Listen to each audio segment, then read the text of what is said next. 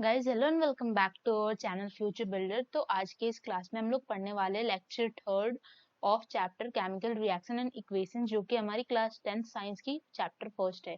ठीक है, इसके पहले हम लोगों ने दो वीडियोज इस पे देख रखी है और ये जो हमारा लेक्चर है वो आज का लेक्चर लास्ट लेक्चर है इस चैप्टर का, जिसमें हम पढ़ने वाले हैं आगे के सिलेबस और कंप्लीट करने वाले इस चैप्टर को, और फिर हम इस नेक्स्ट वीडियो में इस चैप्टर के एनसीईआरटी के सॉल्यूशंस देखेंगे। ठीक है, तो व्हाट इज फ्यूचर बिल्डर? तो future builder is a channel which provides you study videos with proper explanation and solution related to it. ठीक है, it give you fastest solution to your any problem. ठीक है, lectures according to the syllabus and it covers science, social science and mathematics of class 9th and 10th, and almost 60 plus or 60, you can say 65 plus study videos are already uploaded in previous year. You can take help from there, and new session new ways. Yes, we are just trying our new ways, जिस कारण हम आपको जो study material है वो provide कर सके video के फॉर्म में, and this channel can be your best online study partner. ठीक है, तो चलिए शुरू करते हैं। शुरू करने के पहले हाउ टू कम्युनिकेट अस। ठीक है, आपको कोई भी प्रॉब्लम है, drop your any problem in the comment box और DM us on our Instagram ID @futurebuilder2020, or you can DM us on Facebook page Future Builder, right? तो चैप्टर शुरू करने के पहले हमेशा की तरह हम यहाँ पे देखते हैं सिलेबस। ठीक है, जो सिलेबस है हमारा केमिकल इक्वेशन एंड रिएक्शंस का वो ये है, जिसमें से nature and behaviour, chemical reaction, chemical equations, balanced chemical equation और इम्प्लीकेशन ऑफ इट हमने पढ़ा था लेक्चर 1 में। ठीक है, लेक्चर 1 जो है इसमें ये सारी चीजें हमने पढ़ी है। तो अगर कोई बच्चे न्यू है तो आप लेक्चर 1 पे जाके इस सारे टॉपिक्स को देख सकते हैं, अदरवाइज यहाँ से भी कंटिन्यू कर सकते हैं। फिर लेक्चर सेकंड जो था उसमें हमने पढ़ा था टाइप ऑफ केमिकल रिएक्शंस में कॉम्बिनेशन, डिकम्पोजिशन। ठीक है, इस दोनों रिएक्शंस को बहुत अच्छी तरीके से देखा था। और type of decomposition reaction, decomposition reaction के अंदर ही 2-3 सब टाइप ऑफ डिकम्पोजिशन रिएक्शन होते हैं, इनके बारे में हमने लेक्चर सेकंड में पढ़ा था। आज के इस लेक्चर में हम लोग पढ़ने वाले displacement reaction, double displacement reaction. ठीक है, इसी के अंदर आने वाला है precipitation reaction, neutralisation reaction, oxidation and reduction, redox reaction, और इसके एवरीडे लाइफ। ठीक है, यानी कि डेली लाइफ में जो रिडॉक्स रिएक्शन या फिर ऑक्सीडेशन एंड रिडक्शन का जो यूज है, इसको भी हम देखने वाले हैं रैंसिडिटी और कोरोजन के फॉर्म में। ठीक है, तो बिना देरी किए हुए वीडियो शुरू करते हैं। तो वीडियो के शुरू में सबसे पहले हम लोग देखने वाले डिस्प्लेसमेंट रिएक्शन को। तो सबसे पहले हम देखने वाले हैं कि what is actually displacement reaction, the chemical reaction. But let me first change the ink. The chemical reaction in which more reactive element displaces a less reactive element from a compound is known as displacement reactions. Means what? Suppose आपके पास दो substance है। ठीक है, आपके पास है, एक है A और एक है B। ठीक है, और ये जो A सब्सटेंस है वो अकेला है। ठीक है, और सपोज ये जो B सब्सटेंस है वो C के साथ बॉन्डिंग में है। ठीक है, यानी कि ये B और C मिलके आपस में एक कंपाउंड बनाया। बट ये जो A सब्सटेंस है ये B सब्सटेंस से काफी ज्यादा ताकतवर है। ठीक है, ये जिम जाता है, काफी ज्यादा ताकतवर है।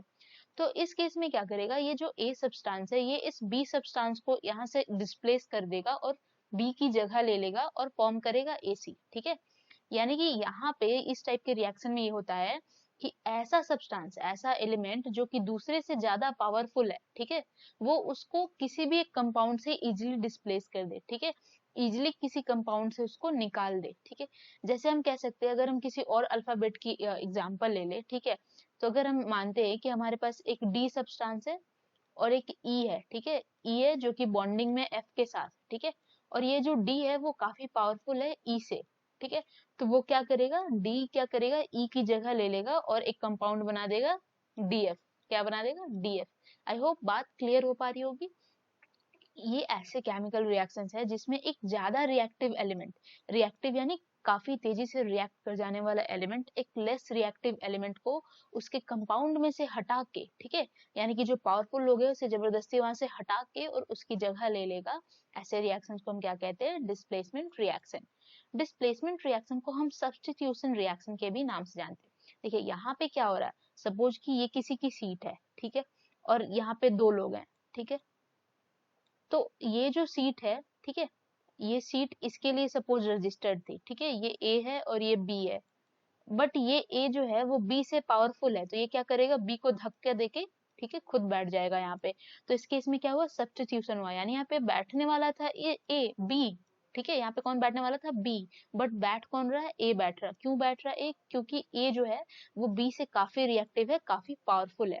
या फिर इसे हम सिंगल डिस्प्लेसमेंट के नाम से भी जानते हैं, या फिर हम इसे रिप्लेसमेंट रिएक्शंस के नाम से भी जानते हैं, ठीक है। हम जो डिस्प्लेसमेंट रिएक्शन है इसे हम सब्स्टिट्यूशन रिएक्शन, सिंगल डिस्प्लेसमेंट या रिप्लेसमेंट। रिप्लेसमेंट कैसे, नाम से आप देख रहे हैं कि यहाँ पे रिप्लेस हो रहा है, क्या हो रहा है, चीजें रिप्लेस हो रही हैं, ठीक है। जैसे ए है और कोई कंपाउंड है BC, ठीक है, तो ये जो B है इसको रिप्लेस करके ये A इसकी जगह पे आ रहा और फॉर्म कर रहा AC, ठीक है। तो जहां पे चीजें रिप्लेस होती हैं तो ऐसे रिएक्शंस को हम कहते हैं रिप्लेसमेंट रिएक्शंस, ठीक है। इसके बाद हम देखते हैं कि एक जनरल डिस्प्लेसमेंट रिएक्शन जो होता है can be represented by using a chemical equation as follows, यानी किसी भी केमिकल डिस्प्लेसमेंट रिएक्शन को हम इस तरीके से दिखा सकते हैं।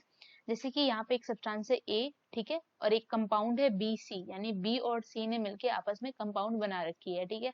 तो यहाँ पे जो A है वो B की जगह पे आ रहा है, यानी B को डिस्प्लेस कर रहा और फॉर्म कर रहा AC, क्या कर रहा, AC फॉर्म कर रहा, और ये जो B है वो अकेला सिंगल रिएक्शन में निकल जा रहा प्रोडक्ट के फॉर्म में। फर्स्ट वीडियो में हमने क्या पढ़ा था, जो लेफ्ट साइड में चीजें होती है उसे हम क्या कहते हैं, रिएक्टेंट, जो आपस में रिएक्ट करते होती हैं, और जो राइट साइड में चीजें होती हैं वो होती है प्रोडक्ट, जो कि न्यू बन रही होती है, ठीक है, क्या होता है, प्रोडक्ट। जैसे एग्जांपल, अब हमने देख लिया कि जो डिस्प्लेसमेंट रिएक्शन है वो है क्या, जो हाईली रिएक्टिव मेटल है वो लेस रिएक्टिव मेटल को डिस्प्लेस कर रहा। तो इसका एग्जांपल क्या हो सकता है, जैसे हम यहाँ पे देख रहे हैं कि यहाँ पे हमने लिया जिंक, ठीक है, और इसके बगल में हमने S क्यों लिखा है, क्योंकि जिंक जो होता है सॉलिड होता है, इसको हमने लेक्चर सेकंड में भी देखा, ठीक है, सॉलिड है इसलिए इसका शॉर्ट फॉर्म S यहाँ पे इसको इंफॉर्मेटिव बनाने के लिए लिखा गया है। तो जिंक जब रिएक्ट करता है HCl यानी कि हाइड्रोक्लोरिक एसिड के साथ, ठीक है, आपको जो नोट्स है वो PDF के ये डिस्क्रिप्शन बॉक्स के लिंक में दे दी जाएगी, ठीक है, लिंक दे दी जाएगी वहां पे। जो जिंक है वो HCl के साथ रिएक्ट कर रहा है, ठीक है, हाइड्रोक्लोरिक एसिड के साथ। तो रिएक्शन के बाद ये नोटिस किया जाता है कि यहाँ से जो हाइड्रोजन है ये जिंक इस हाइड्रोजन को हटा के और इसकी जगह पे जाके ZnCl2 बनाता है, ठीक है, यानी कि इस क्लोरीन के साथ जाके जिंक खुद को अटैच कर ले रहा है और यहाँ से रिप्लेस कर रहा है हाइड्रोजन को, किसको रिप्लेस कर रहा, हाइड्रोजन को यहाँ से रिप्लेस कर दे रहा। तो यहाँ पे जो जिंक है, ठीक है, वो हाइड्रोजन से काफी पावरफुल है, यानी कि मोर रिएक्टिव है, क्या है, मोर रिएक्टिव है, ज्यादा रिएक्ट करने वाला है। तो इस केस में ये रिएक्ट करके ये हाइड्रोजन की जगह लेके क्या बना रहा है, ZnCl2, और साथ में निकल जा रहा है हाइड्रोजन गैस, ठीक है, साथ में निकल जा रहा है हाइड्रोजन गैस। तो ये एक एग्जाम्पल है डिस्प्लेसमेंट रिएक्शन की। इसके बाद एक और रिएक्शन हम देख सकते हैं, यहाँ पे अगेन हमने जिंक लिया, जो जिंक है वो काफी रिएक्टिव होता है, ठीक है, तो जिंक लिया और साथ में हमने लिया कॉपर सल्फेट। तो जिंक जो होता है वो कॉपर से काफी ज्यादा रिएक्टिव होता है। तो इस केस में देखिए जिंक यहाँ पे कॉपर को हटा के और खुद अपनी जगह ले रहा है इस सल्फेट के साथ, ठीक है, ये जो SO4 है, ठीक है, SO4 की पावर 2 माइनस, इसको हम कहते हैं सल्फेट आयन, क्या कहते हैं, सल्फेट आयन, क्योंकि ये सल्फर की आयन होती है, ठीक है। तो यहाँ पर डिस्प्लेसमेंट रिएक्शन हो रहा है और ये जिंक डिस्प्लेस कर रहा है इस कॉपर को और इसकी जगह पे अपनी जगह ले रहा और बना रहा जिंक सल्फेट यानी कि ZnSO4, और ये जो कॉपर है वो बेचारा अकेले यहाँ पे प्रोडक्ट में निकल जा रहा, ठीक है। डिस्प्लेसमेंट रिएक्शन को देखने के बाद हम देखते हैं अब डबल डिस्प्लेसमेंट रिएक्शन, ठीक है। डिस्प्लेसमेंट रिएक्शन तो हमने देख लिया कि वहां पे जो एक सब्सटेंस था वो किसी से ज्यादा रिएक्टिव था तो वो उसे उसकी कंपाउंड से हटा के खुद अपनी जगह बना ले रहा था। बट अब डबल डिस्प्लेसमेंट क्या है, तो reaction in which ions are exchange between two reactant forming new compound, यानी कि ऐसे रिएक्शंस जिसमें किसी दो कंपाउंड के बीच में आयन का एक्सचेंज हो, किस चीज का, आयन का एक्सचेंज हो, यानी कि वो लोग अपनी जगह को बदले, ठीक है। अब कैसे, ये एग्जांपल देख के पता चलेगा, आप यहाँ पर डेफिनेशन देख सकते हैं, ऐसे रिएक्शंस जिनमें रिएक्टेंट के बीच में आयंस का चेंजमेंट हो, क्या हो, आयन की रिप्लेसमेंट हो, यानी कि आयंस चेंज हो आपस में, ठीक है। तो ऐसे रिएक्शंस और न्यू कंपाउंड बने तो ऐसे रिएक्शन को हम कहते हैं डबल डिस्प्लेसमेंट रिएक्शन, ठीक है। अब आयन क्या होता है, ठीक है, कुछ एलिमेंट्स, ठीक है, कुछ एटम जिनके ऊपर चार्ज हो, ठीक है, उनके ऊपर या तो प्लस चार्ज हो या तो निगेटिव चार्ज हो, ठीक है। तो ऐसे ऐसे एटम्स को हम क्या कहते हैं, आयंस कहते हैं, क्या कहते हैं, आयंस, 9th क्लास में भी आपने पढ़ा होगा, ठीक है।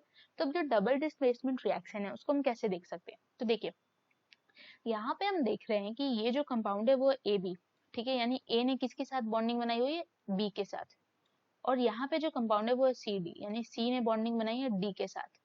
बट अब ये कंपाउंड क्या हो गया, AC, यानी कि इसका बॉन्ड ब्रेक हो रहा, ठीक है, और ये इसके साथ अटैच हो जा रहा और ये इसके साथ अटैच हो जा रहा, ठीक है, यानी कि यहाँ पे जो A है, इस A ने C के साथ जगह बना ली और इस B ने D के साथ जगह बना ली, ठीक है। तो इसे हम कहते हैं कि रिएक्टेंट के बीच में आयंस की एक्सचेंज हो, ठीक है, आयंस की एक्सचेंज टेक प्लेस हो, ठीक है। यहाँ पे क्या था, A ने B के साथ बॉन्डिंग बनाई थी, इसने अपनी बॉन्डिंग ब्रेक करी और जाके अटैच हो गया C के साथ, और C ने D के साथ बनाई थी, ये D ने अपने बॉन्डिंग तोड़ी और जाके अटैच हो गया ये B के साथ। तो इस तरीके से हम देख सकते हैं कि यहाँ पे कैसे जो रिएक्टेंट में आयन का एक्सचेंज हो रहा है। इसका और अच्छा एग्जांपल हम लोग रियल लाइफ एग्जांपल देख के ले सकते हैं। यहाँ पे तो ये बस एक डिनोशन है कि हमने कोई एलिमेंट लिया A, कोई एलिमेंट लिया B, ठीक है, कोई एलिमेंट लिया C, कोई एलिमेंट लिया D, बट इसका जो रियल लाइफ एग्जांपल है वो हम देखते हैं। जैसे कि हमने यहाँ पे लिया बैरियम क्लोराइड, ठीक है, यहाँ पे हमने लिया बैरियम क्लोराइड और हमने यहाँ पे लिया सोडियम सल्फेट यानी कि Na2SO4। तो इस केस में क्या हो रहा है कि ये जो बैरियम है, ठीक है, ये बैरियम इस सल्फेट के साथ में जाके अटैच हो गया, ठीक है। तो ये जो सल्फेट है Na2SO4 में जो सल्फेट है वो SO4 2- के में प्रेजेंस है, ठीक है। जो सल्फेट होता है वो क्या होता है, SO4 2- मैंने बताया, ठीक है। तो ये इसका आयन हो गया। Na2SO4 को जब हम ब्रेक करते हैं किसी भी एक्वस सॉल्यूशन में, तो जो आयन निकलेगा वहां पे वो सोडियम का निकलेगा एक, और एक निकलेगा सल्फेट, यानी कि ये आयन। तो ये आयन क्या हो रहा है कि इस बैरियम के साथ जाके अटैच हो जा रहा, ठीक है, इसके साथ अटैच हो जा रहा, और ये जो क्लोरीन है वो इसके साथ जाके NaCl का, ठीक है, एक्वस सॉल्यूशन बना ले रहा, ठीक है। तो यहाँ पे आप देख रहे हैं कि कैसे आयंस का एक्सचेंज हो रहा। ये जो बैरियम है, ठीक है, बैरियम, ये जो बैरियम है ये अपने आयन में होता है Ba2+ के फॉर्म में। किसके फॉर्म में, Ba2+। जो बैरियम क्लोराइड है, यहाँ पे देखते हैं, जो बैरियम क्लोराइड है इसमें आयन होता है Ba2+ के फॉर्म में, और जो ये सोडियम सल्फेट है इसमें जो सल्फेट है वो आयन है SO4 2- के फॉर्म में। तो इन दोनों का एक्सचेंजमेंट हो रहा है। जैसे यहाँ पे जो बैरियम है, ठीक है, वो किसके साथ अटैच हो जा रहा है, ये बैरियम जाके अटैच हो जा रहा है सल्फेट के साथ, और यहाँ पे जो सोडियम है वो किसके साथ आ जा रहा है, यहाँ पे आ जा रहा है ये क्लोरीन के साथ। तो इस तरीके से आप देख सकते हैं कि कैसे यहाँ पे जो चेंजमेंट है, ठीक है, आयन की वो हो रही है। जो व्हाइट प्रेसिपिटेट बन रही है यहाँ पे ये जो सोडियम आयन निकलेगा एक में Na+ और एक में निकलेगा क्लोरीन माइनस, ठीक है। तो ये आपस में अटैच होते हैं Na+ और Cl-। तो इस तरीके से डबल डिस्प्लेसमेंट रिएक्शन का ये जो एग्जांपल है इसे आप याद कर सकते हैं। तो यहाँ पे जो बैरियम सल्फेट है, जब आयंस की एक्सचेंजमेंट होती है और जब ये Ba2+, ठीक है, ये Ba2+ और SO4 2- आपस में आके अटैच होता है तो बनता है बैरियम सल्फेट। क्या बनता है, जब ये दोनों आपस में जुड़ते हैं तो क्या बनता है, बैरियम सल्फेट, यानी कि BaSO4, ठीक है। तो उस केस में ये एक PPT बनाता है। PPT मैंने लास्ट क्लास में भी डिस्कस किया था कि जब किसी रिएक्शंस के दौरान एक सॉलिड, ठीक है, सॉलिड चीज यहाँ पे रिएक्शन में नीचे आके जम जाए, ठीक है, तो इसे हम कहते हैं प्रेसिपिटेट। क्या कहते हैं, प्रेसिपिटेट। तो यहाँ पे हम देख सकते हैं एक और एग्जांपल डबल डिस्प्लेसमेंट रिएक्शन का। जब सोडियम हाइड्रोक्साइड यानी कि NaOH और HCl के रिएक्शन करा रहे हैं, HCl को हम कहते हैं हाइड्रोक्लोरिक एसिड, ठीक है। तो जब NaOH और HCl के रिएक्शन कराते हैं हम, तो ये जो सोडियम है, ठीक है, ये आयन कैसे ब्रेक होगा, ये होगा Na+ में और ये होगा OH- में, ठीक है, ये होगा H+ में और ये होगा Cl- में। तो ये जो Na+ है और Cl- आपस में अटैच हो जाता है और बनाता है NaCl, ठीक है। और ये जो H+ है वो OH- के साथ अटैच होके बनाता है क्या, H2O। तो इस तरीके से जो हमारा आयंस का एक्सचेंज है वो टेक प्लेस होता है, और यहाँ पे हो रहा है हमारा डबल डिस्प्लेसमेंट रिएक्शन। क्या हो रहा है, डबल डिस्प्लेसमेंट रिएक्शन, ठीक है। डबल डिस्प्लेसमेंट रिएक्शन में, ठीक है, हम पढ़ते हैं दो टाइप ऑफ रिएक्शन, एक होता है प्रेसिपिटेट रिएक्शन और एक होता है न्यूट्रलाइजेशन रिएक्शन। तो अब जो डिस्प्लेसमेंट, डबल डिस्प्लेसमेंट रिएक्शन है उसका हमने डेफिनेशन देखा और उसका हमने एग्जांपल देखा। तो ऐसे डबल डिस्प्लेसमेंट रिएक्शन जिनमें से प्रेसिपिटेट निकले, ठीक है, जिनको होते समय प्रेसिपिटेट का फॉर्म हो, ठीक है, प्रेसिपिटेट का फॉर्म हो, वैसे रिएक्शंस को हम क्या कहते हैं, हम कहते हैं प्रेसिपिटेशन रिएक्शन।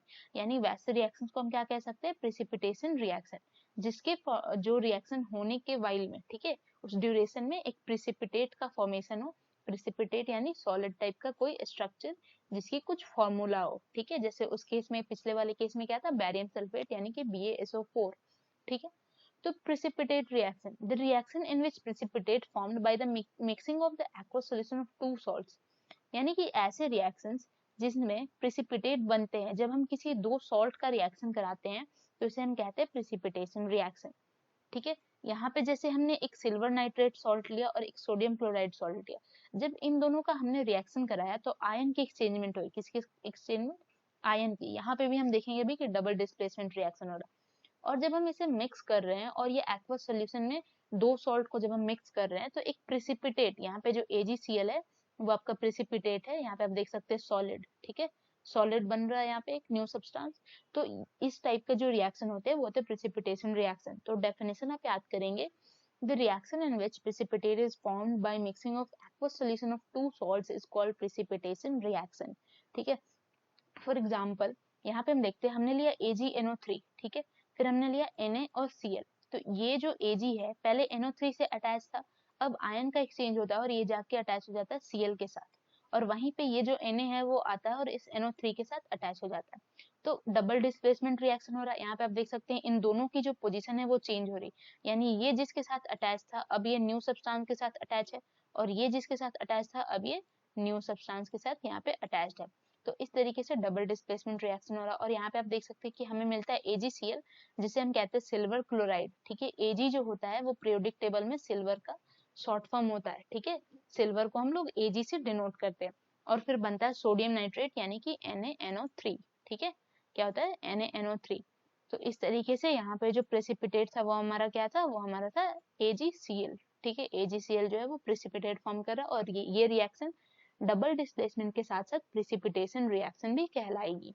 ठीक है, तो आप इसे एज एन एग्जांपल याद कर लेंगे। ठीक है, फिर हम देखते हैं न्यूट्रलाइजेशन रिएक्शन। न्यूट्रलाइजेशन रिएक्शन क्या होता है? तो ऐसे रिएक्शंस जिसमें एक एसिड होता है, ठीक है, और एक बेस होगा। ठीक है, यानी कि हम एक एसिड लेंगे और हम एक बेस लेंगे। एसिड कैसा होता है? खट्टा होता है। एसिड बेस एंड सॉल्ट में हम इसे बहुत डीपली में पढ़ने वाले हैं चैप्टर 3 में। ठीक है, आई थिंक 3rd या 4th, आई थिंक 3rd है।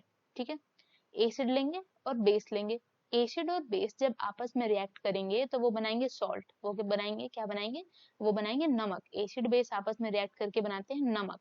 और यहाँ पे भी होगी आयंस की एक्सचेंज। ठीक है, डबल डिस्प्लेसमेंट रिएक्शन की तरह यहाँ पे भी आयंस की एक्सचेंजमेंट होगी, और ये एक्चुअली डबल डिस्प्लेसमेंट रिएक्शन ही है, और इसे हम कहेंगे न्यूट्रलाइजेशन रिएक्शन। हम इसे न्यूट्रलाइजेशन रिएक्शन क्यों कह रहे हैं? हम इसे सिंपल डबल डिस्प्लेसमेंट क्यों नहीं कह रहे? क्योंकि हम यहाँ पे एक एसिड ले रहे हैं और एक ले रहे हैं बेस। ठीक है, क्योंकि हम यहाँ पे एसिड और बेस ले रहे हैं और फिर प्रेसिपिटेट बन रहा, और तो ये बनके और सॉल्ट भी बना रहा। तो इस टाइप के रिएक्शन को हम लोग acid base and salt chapter में कहते हैं न्यूट्रलाइजेशन रिएक्शन, यानी एसिड और बेस की जो इफेक्ट है वो न्यूट्रल हो गई। ठीक है, तो इसलिए हम कहते हैं न्यूट्रलाइजेशन रिएक्शन। न्यूट्रलाइजेशन रिएक्शन का हम यहाँ पे एग्जाम्पल देखते हैं। हमने लिया सोडियम हाइड्रोक्साइड, ठीक है, जो कि एक है बेस। ठीक है, जो कि क्या है? बेस। और हमने लिया HCl, ठीक है, हाइड्रोक्लोरिक एसिड, जो कि है एसिड। इसने आपस में रिएक्ट किया और बनाया NaCl, ठीक है, जो कि है सोडियम क्लोराइड, जिसे हम नॉर्मल डे में यूज करते हैं। जो नमक हम लोग कंज्यूम करते हैं वो होता है NaCl यानी कि सोडियम क्लोराइड, और इसे हम टेबल सॉल्ट के नाम से भी जानते हैं। ठीक है, और फिर हमें साथ में मिलता है वाटर। क्या मिलता है? वाटर। ठीक है, तो ये एक एग्जाम्पल था जो कि था आपका न्यूट्रलाइजेशन रिएक्शन का एग्जाम्पल। ठीक है, इसके बाद ये सारी चीजें खत्म, टाइप ऑफ रिएक्शन खत्म होने के बाद हम एक टाइप ऑफ रिएक्शन पढ़ते हैं, ऑक्सीडेशन एंड रिडक्शन। और इसके लिए मैंने सोचा कि क्यों ना हम NCERT की जो स्क्रीनशॉट है वो लेके यहाँ पे इंसिस्ट करें। ठीक है, तो जो ऑक्सीडेशन एंड रिडक्शन है इसको हम बिल्कुल आराम से यहाँ से समझेंगे। ठीक है, ऑक्सीडाइजिंग और फिर इसके जो इफेक्ट क्या होते हैं, रिड्यूसिंग एजेंट क्या होता है, modern definition of oxidation and reduction क्या होता है। तो चलिए शुरू करते हैं ऑक्सीडेशन एंड रिडक्शन टॉपिक, जो कि हमारे इस चैप्टर का लास्ट टॉपिक है। तो देखिए यहाँ पे हम देख सकते हैं कि हमने एक बाउल में, ठीक है, यानी कि चाइना डिश में, जब हम लैब में जाते हैं तो चाइना डिश का यूज करते हैं, जो कि एक बाउल होता है। ठीक है, तो इसमें हमने लिया कॉपर। ठीक है, कॉपर हमारा होता है ब्राउन कलर का, कॉपर का पाउडर लिया और हमने इसे बर्नर के यूज से जलाया। ठीक है, ट्राइपॉड और वायर गॉज की ये हेल्प से हमने इसको यहाँ पे, ठीक है, रखा, और फिर हमने इसको जलाया एयर की प्रेजेंस में। जब हमने इसे एयर के प्रेजेंस में जलाया तो हम यहाँ पे देखेंगे कि एक ब्लैक कलर का सब्सटेंस फॉर्म होता है। ठीक है, एक ब्लैक कलर का सब्सटेंस फॉर्म होगा। तो ये जो ब्लैक कलर का सब्सटेंस है आखिर क्यों फॉर्म हो रहा? ठीक है, इसके पीछे क्या वजह है? आप यहाँ पे देखेंगे the surface of copper powder becomes coated with black copper second oxide, यानी कि यहाँ पे एक रिएक्शन हो रहा। जब हम कॉपर को लेते हैं और कॉपर के साथ जब हम एयर से रिएक्ट कराते हैं, यहाँ पे कॉपर के आगे 2 क्यों लगा है? यहाँ पे जो बच्चे पढ़ चुके हैं लेक्चर सेकंड, उन्हें पता है कि ये जो रिएक्शन है वो बैलेंस्ड हो रही है। क्या हो रही है? बैलेंसिंग की वजह से इसके सामने हमने क्या लगाया? 2 लगाया।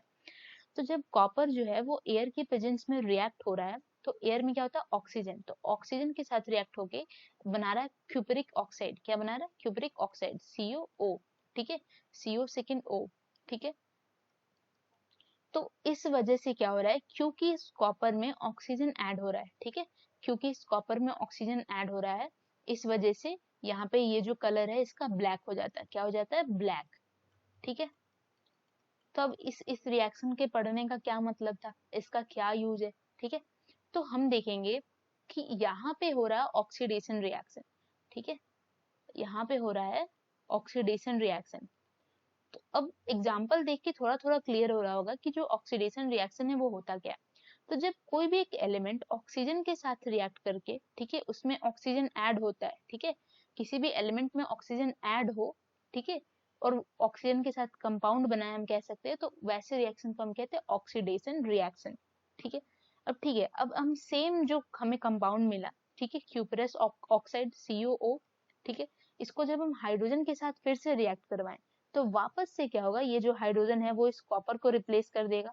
ठीक है, और बना लेगा H2O और कॉपर मिल जाएगा। तो वापस से हमें ब्लैक से कौन सा कलर मिल जाएगा? ब्राउन। क्या मिल जाएगा? ब्राउन। तो देखिए, तो जो फर्स्ट रिएक्शन है उसमें हमने देखा कि यहाँ पे ऑक्सीडेशन हो रहा था, ठीक है, क्योंकि इसमें ऑक्सीजन ऐड हो रहा है कॉपर में।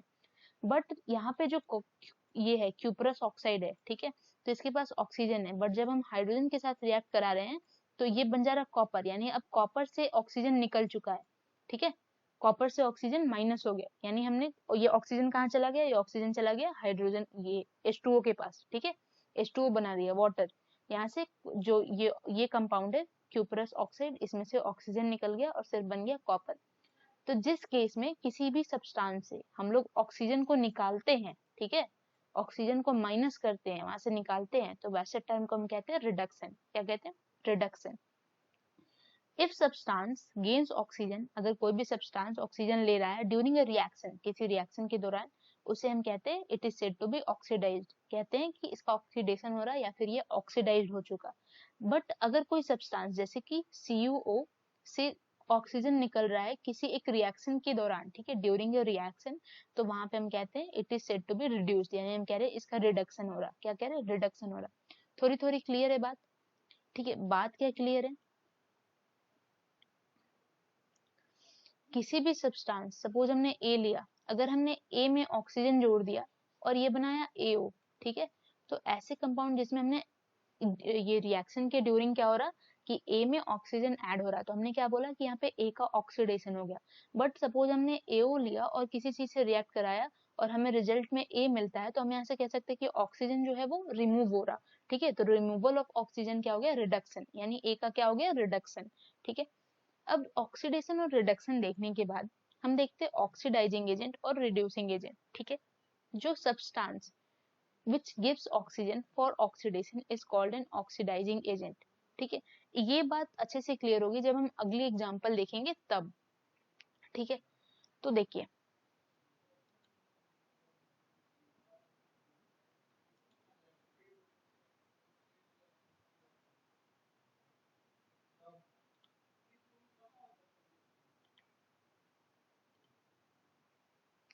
यहाँ पे हमने क्या देखा कि यहाँ पे जो जिस सब्सटेंस में ऑक्सीजन ऐड हो रहा था, हमने उसे क्या बोला कि यहाँ पे उसका ऑक्सीडेशन हो रहा, और जिससे निकल रहा उसे हमने क्या बोला? रिडक्शन हो रहा।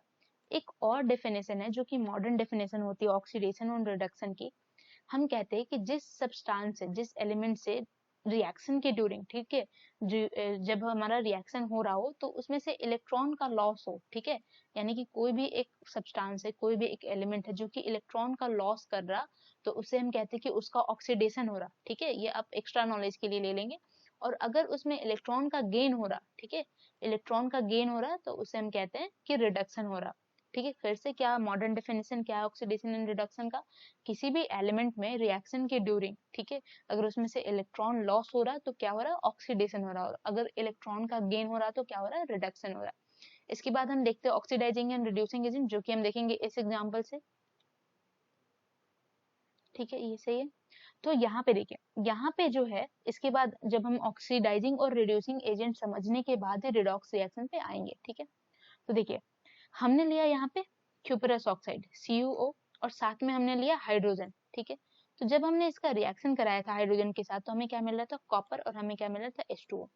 अभी आप देख सकते हैं कि यहाँ पे जो CuO है वो एक ऐसा कंपाउंड है A जिसके पास ऑक्सीजन है, राइट।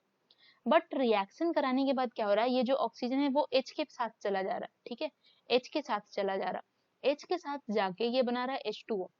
तो हम कह सकते हैं यहाँ पे जो ये CuO है इसका रिडक्शन हो गया, क्योंकि इसमें से तो ऑक्सीजन निकल गया। बट इसको रिडक्शन कराने में, इस रिडक्शन में किसने हेल्प किया, कॉपर ऑक्साइड का ऑक्सीजन निकला तो किसके पास गया, H2O के पास गया, ठीक है। तो जिसने रिडक्शन कराने में हेल्प करी इसे हम कहते हैं रिड्यूसिंग एजेंट। क्या कहते हैं, रिड्यूसिंग एजेंट। यानी कि यहाँ जो हाइड्रोजन हो गया वो क्या हो गया आपका, रिड्यूसिंग एजेंट, क्योंकि इसने कॉपर ऑक्साइड को अपने में से ऑक्सीजन निकालने में हेल्प करी।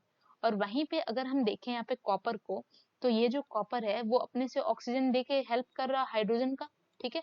ये कॉपर में से जो ऑक्सीजन है वो निकल के कहाँ पे जा रहा है, H2O में, यानी कि हाइड्रोजन के साथ अटैच हो रहा है। तो यहाँ पे हाइड्रोजन का क्या हो रहा है, ऑक्सीडेशन, ठीक है। क्या हो रहा है, हाइड्रोजन का ऑक्सीडेशन। बट इसे हेल्प कौन कर रहा, इसे हेल्प कर रहा कॉपर। अगर कॉपर ने ऑक्सीजन दिया ही नहीं होता तो हाइड्रोजन का ऑक्सीडेशन होता कैसे। तो यहाँ पे जो हमारा कॉपर है वो क्या हो जाएगा, ऑक्सीडाइजिंग एजेंट। क्या हो गया, oxidising agent. I hope clear है, एक बार और समझाने पड़ेगी मुझे।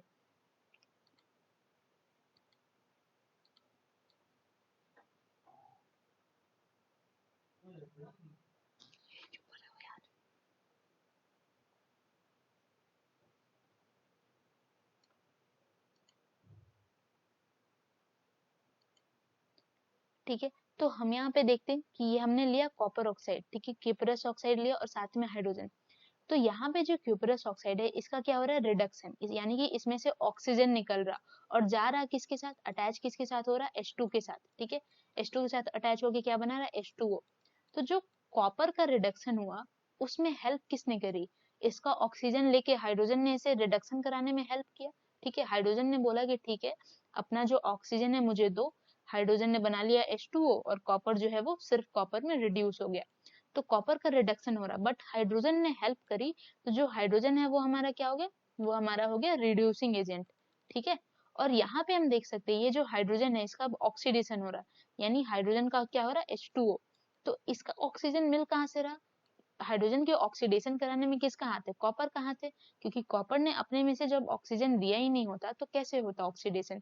तो ये जो कॉपर है वो हेल्प कर रहा है हाइड्रोजन को कि इसका ऑक्सीडेशन हो जाए। तो इस केस में जो कॉपर है वो क्या हो जाएगा, ऑक्सीडाइजिंग एजेंट। क्या हो जाएगा, ऑक्सीडाइजिंग एजेंट, ठीक है।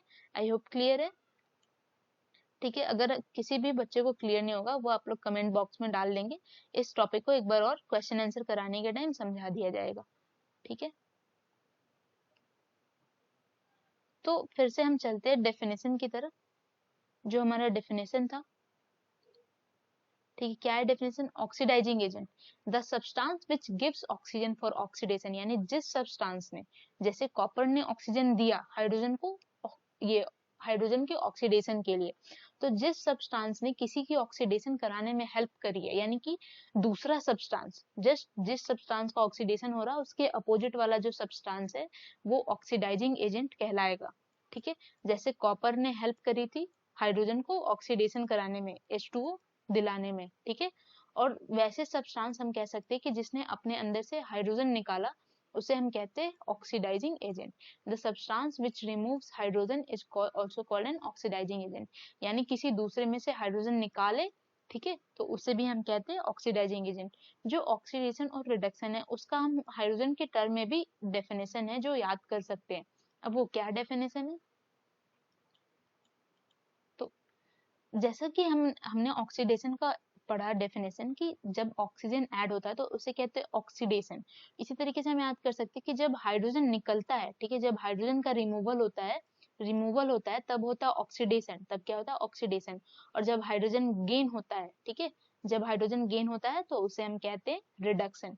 जब हाइड्रोजन रिमूव होता है तो क्या कहते हैं ऑक्सीडेशन, और जब हाइड्रोजन गेन होता है तो हम क्या कहते हैं रिडक्शन, ठीक है। रिड्यूसिंग एजेंट हम क्या कह सकते हैं, ऐसे सब्सटेंस जो कि किसी को हाइड्रोजन देके उसका रिडक्शन कराए, ठीक है। जैसे इस केस में रिडक्शन कौन करा रहा था, इस केस में रिडक्शन कौन करा रहा था, यहाँ पे जो कॉपर है, ठीक है, यहाँ पे जो ये कॉपर है, ठीक है, कॉपर का रिडक्शन हो रहा था, कॉपर हाइड्रोजन ने इसका ऑक्सीजन ले लिया और कॉपर का रिडक्शन करा दिया, ठीक है। तो जो substance which substance gives hydrogen for reduction, यानी कि कोई सब्सटेंस रिडक्शन कराने के लिए हाइड्रोजन दे, वैसे सब्सटेंस को हम क्या कहते हैं, रिड्यूसिंग एजेंट, या ऐसा सब्सटेंस जो कि ऑक्सीजन को रिमूव करा दे। जैसे कि यहाँ पे जो हाइड्रोजन था वो कॉपर कपरस ऑक्साइड में से इसका ऑक्सीजन निकाल रहा था, ठीक है, ये जो हाइड्रोजन है वो कपरस ऑक्साइड में से इसका ऑक्सीजन निकाल लिया और यहाँ पे बना दिया कॉपर प्लस H2O, ठीक है। तो हाइड्रोजन ने ऑक्सीजन रिमूव करके अपने से अटैच करके हेल्प किया कि कॉपर का रिडक्शन हो जाए। तो जो यहाँ पे हाइड्रोजन है वो क्या हो गया, रिड्यूसिंग एजेंट, और जो कॉपर था वो क्या हो गया, ऑक्सीडाइजिंग एजेंट। आई होप आपको एग्जांपल से क्लियर हुआ होगा ऑक्सीडाइजिंग एंड रिड्यूसिंग एजेंट। मैंने अपना बेस्ट दिया यहाँ पे समझाने को, ठीक है। अब हम देखते हैं रिडॉक्स रिएक्शन। ऐसे रिएक्शंस, ठीक है, यहाँ से हम देखते हैं इस रिएक्शन में क्या हो रहा है कि द कॉपर सेकंड ऑक्साइड, ठीक है, यानी कि कॉपर सेकंड यहाँ पे क्यों लिखा है, क्योंकि यहाँ पे जो कॉपर की वैलेंसी है वो 2 है, ठीक है, क्या है, 2 प्लस है, इस वजह से यहाँ पे कॉपर सेकंड ऑक्साइड इसका नाम दिया गया CuO, या फिर हम इसे कह सकते हैं क्यूपरस ऑक्साइड, ठीक है। तो ये जो क्यूपरस ऑक्साइड है वो ऑक्सीजन को लूज कर रहा, ठीक है, और रिड्यूस हो रहा, ठीक है, इसका क्या हो रहा है, रिडक्शन हो रहा, और जो हाइड्रोजन है वो ऑक्सीजन को लेके ऑक्सीडाइज हो रहा, ठीक है। तो ऐसे रिएक्शन जिसमें एक रिएक्टेंट है जो ऑक्सीडाइज हो जाए, यानी यहाँ पे हाइड्रोजन ऑक्सीडाइज हो गया, जबकि दूसरा जो रिएक्टेंट है वो रिएक्शन के दौरान ही रिड्यूस हो जाए, यानी जो कॉपर है वो रिड्यूस हो गया, इसमें से ऑक्सीजन निकल गया। तो ऐसे रिएक्शन को हम कहते हैं oxidation and oxidation reduction reaction, यानी शॉर्ट में हम कहते हैं रिडॉक्स रिएक्शन। रिडक्शन का रिड यूज करते हैं और ऑक्सीडेशन का ऑक्स यूज करते हैं। तो क्या होता है हमारा रिडॉक्स रिएक्शन, ठीक है, red and ox, redox reaction, ठीक है। तो ऐसे रिएक्शन को हम क्या कहते हैं, रिडॉक्स रिएक्शन। यहाँ पे जो कॉपर है, ठीक है, ये CuO से किस में चेंज हो रहा है, Cu में, तो यहाँ से ऑक्सीजन निकल रहा, तो इसका क्या हो रहा है, रिडक्शन। और हाइड्रोजन किस में चेंज हो रहा है, H2 से किस में चेंज हो रहा है, H2O में, यानी इसमें ऑक्सीजन ऐड हो रहा है, तो इसका क्या हो रहा है, ऑक्सीडेशन। तो सेम रिएक्शन जिसमें एट द टाइम, यानी कि रिएक्शन होने के टाइम ही साथ में ऑक्सीडेशन हो और किसी का साथ ही साथ में रिडक्शन हो, तो ऐसे रिएक्शन को हम क्या कहते हैं, रिडॉक्स रिएक्शन। जैसे कुछ एग्जांपल हम यहाँ पे देख सकते हैं कि यहाँ पे हमने लिया जिंक ऑक्साइड, ठीक है, और साथ में लिया कार्बन। यहाँ पे जो जिंक है इसके पास ऑक्सीजन है, ठीक है, तो यहाँ से जब ये प्रोडक्ट बना तो इसमें से ऑक्सीजन रिमूव हो गया, यानी कि इसका हुआ रिडक्शन, यानी ये जो कार्बन है इसने इसका ऑक्सीजन ले लिया, और ये जो कार्बन है इसके पास कोई ऑक्सीजन नहीं था और प्रोडक्ट में इसके पास अब ऑक्सीजन है, तो इसका क्या हो गया, ऑक्सीडेशन, यानी कि जिंक का हो रहा है रिडक्शन, ठीक है, जिंक में से ऑक्सीजन निकल गया, जिंक खुद अकेला बच गया, तो क्या हो रहा है यहाँ पे, रिडक्शन। और कार्बन का क्या हो रहा है यहाँ पे, ऑक्सीडेशन, ठीक है, कार्बन का क्या हो रहा है, ऑक्सीडेशन। तो ऐसे रिएक्शन को हम क्या कहते हैं, रिडॉक्स रिएक्शन। तो चलिए इसी रिएक्शन में एक बार देखते हैं कि इसमें जो रिड्यूसिंग एजेंट है वो कौन है और ऑक्सीडाइजिंग एजेंट कौन है, ठीक है। तो देखिए यहाँ पे जिंक ऑक्साइड है और जिंक का क्या हो रहा है, रिडक्शन, जिंक जो है, जिंक ऑक्साइड से ऑक्सीजन निकल के क्या बना दे रहा है, जिंक। बट इस रिडक्शन में हेल्प कौन कर रहा, इस कार्बन ने इसका ऑक्सीजन लिया तभी तो इसने हेल्प किया, तो ये जो कार्बन है ये इसका रिड्यूसिंग एजेंट हो जाएगा। और यहाँ पे ये जो कार्बन है, ठीक है, इसके साथ अटैच हो रहा है क्या, ऑक्सीजन, तो यहाँ पे क्या हो रहा है, कार्बन मोनोऑक्साइड। तो ये जो ऑक्सीजन हो रहा है तो इसका क्या हो रहा है, कार्बन का ऑक्सीडेशन हो रहा है। बट हेल्प कौन कर रहा है, इस जिंक ने ऑक्सीजन दिया इसे, तभी तो ये ऑक्सीडेशन कर पा रहा ना। तो ये जो जिंक हो गया इस केस में क्या हो गया, आपका ऑक्सीडाइजिंग एजेंट हो गया, यानी कि जो जिसमें हेल्प करे, जिसने ऑक्सीडेशन कराने में हेल्प करी वो हो गया ऑक्सीडाइजिंग एजेंट, और जिसने रिडक्शन कराने में हेल्प करी वो हो गया रिड्यूसिंग एजेंट। जैसे एक और एग्जांपल, जैसे MnO2, ठीक है, HCl, ये दोनों आपस में जब रिएक्ट करते हैं तो यहाँ पे बना रहा है MnCl2, ठीक है, एंड H2O and Cl2। यहाँ पे जो मैंगनीज है इसमें से ऑक्सीजन निकल रहा और क्लोरीन ऐड हो रहा, यानी ऑक्सीजन निकल रहा तो क्या हो रहा, रिडक्शन। बट जो यहाँ हाइड्रोजन है इसके साथ ऑक्सीजन ऐड होके क्या हो रहा, ऑक्सीडेशन। तो इसी सेम पर्टिकुलर रिएक्शन में ऑक्सीडेशन भी हुआ और रिडक्शन भी हुआ, तो इस केस में ये कौन सा रिएक्शन हो गया, ये हो गया रिडॉक्स रिएक्शन, ठीक है। अब हम देखते हैं ऑक्सीडेशन की और रिडक्शन की कुछ डेली लाइफ में यूज, ठीक है, या फिर इफेक्ट, हम कह सकते हैं इफेक्ट। तो सबसे पहला इफेक्ट जो हमें पढ़ना है वो है कोरोजन, ठीक है। अब व्हाट इज कोरोजन,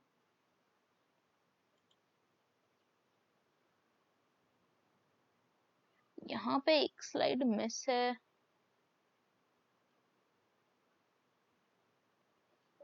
यहाँ पे एक स्लाइड मिस है,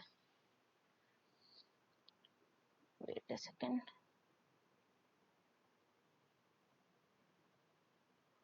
तो अभी के लिए बस हम समझ लेते हैं कि क्या है कोरोजन। डेली लाइफ में जब हम कभी भी आयरन लेके आते हैं, ठीक है, घर पे रॉड लेके आते हैं, तो कुछ टाइम के बाद जो हमारा रॉड है, सपोज हमने कोई रॉड लेके आया, तो कुछ टाइम के बाद जो हमारा रॉड है वो बिल्कुल डिफरेंट स्ट्रक्चर हो जाता है उसका, ठीक है। और हमने स्टार्टिंग में पढ़ाया भी था कि उसका क्या हो रहा है, वहां पे केमिकल रिएक्शन हो रहा है, उस रॉड का क्या हो रहा है, केमिकल रिएक्शन हो रहा है। तो ये एग्जाम्पल होता है कोरोजन का, ठीक है, या फिर हम कह सकते हैं रस्टिंग का, ठीक है, रस्टिंग का। तो होता क्या है, जब हम आयरन रॉड को लेके आते हैं तो एयर में प्रेजेंस जो मॉइस्चर है, ठीक है, एयर में प्रेजेंस जो वाटर की ड्रॉपलेट है या ऑक्सीजन है या फिर अदर गैसेज है, उनके साथ जब इस आयरन का रिएक्शन होता है, ठीक है, यानी कि जब ये आयरन जो है वो रिएक्ट करता है एयर में प्रेजेंस मॉइस्चर के साथ, मैक्सिमम मॉइस्चर, ठीक है, ऑक्सीजन के साथ, तो उस केस में वो एक कंपाउंड बनाता है, ठीक है, उस केस में एक रिएक्शन होता है जिसमें वो कंपाउंड बनाता है और यहाँ हो जाता है कोरोजन। एनसीईआरटी की एक्सरसाइज में एक क्वेश्चन है व्हाट इज कोरोजन, तो उसमें इस कोरोजन टॉपिक को और ब्रीफली से कल के लेक्चर में या जो एक दो दिन में आने वाले लेक्चर है उसमें डाल दी जाएगी, ठीक है। यहाँ पे एक स्लाइड मिस हो गया है। तो ये जो कोरोजन है, कोरोजन जब ये जो आयरन है ये रिएक्ट कर रहा है मॉइस्चर के साथ, तो यहाँ पे इसका हो रहा है कोरोजन, या फिर हम कहते हैं रस्टिंग, ठीक है, क्या कहते हैं हम, रस्टिंग। तो इस तरीके से जो कुछ एलिमेंट है, कुछ मेटल है, वो एयर की प्रेजेंस में रिएक्ट करके, ठीक है, कोई और भी कंपाउंड बनाते हैं जिससे उनका टेक्सचर जो है वो खराब हो जाता है। इसी फेनोमेनन को हम कहते हैं कोरोजन या फिर रस्टिंग, ठीक है।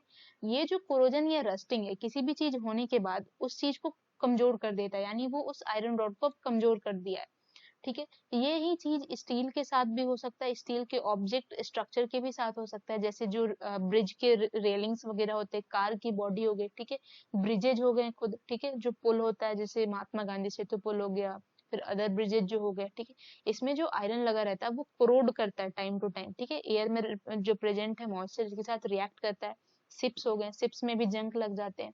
और ये जो कोरोजन है इनके लगने की वजह से इनका जो लाइफ स्पैन है वो शॉर्टन हो जाता है। यानी कि अगर किसी आयरन को, ठीक है, अगर किसी आयरन को हम प्रिवेंट करके रखे बिल्कुल अच्छे से, इन सब चीजों से बचा के कि वो कोरोड ना करे, ठीक है, रस्टिंग ना हो उसमें, तो उसका अगर चलने का टाइम होगा, ड्यूरेशन होगा 20 ईयर, तो भाई वो कोरोजन लगने के बाद उसका जो ड्यूरेशन है वो 10 ईयर हो जाता है, यानी जो ड्यूरेशन है वो काफी कम हो जाता है, वो उस आयरन को काफी कमजोर कर देता है।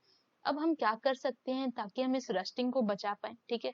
इस रस्टिंग को बचाने के लिए हम कभी कभी क्या कराते हैं, जो रॉड से उसको पेंट करके रखे, ठीक है, पेंट करने से क्या होगा, जो आयरन है वो डायरेक्ट रिएक्ट नहीं करेगा, तो रिएक्शन बच जाएगा, तो कोरोजन भी बच जाएगा और हमारे आयरन के रॉड में जंग नहीं लगेगा।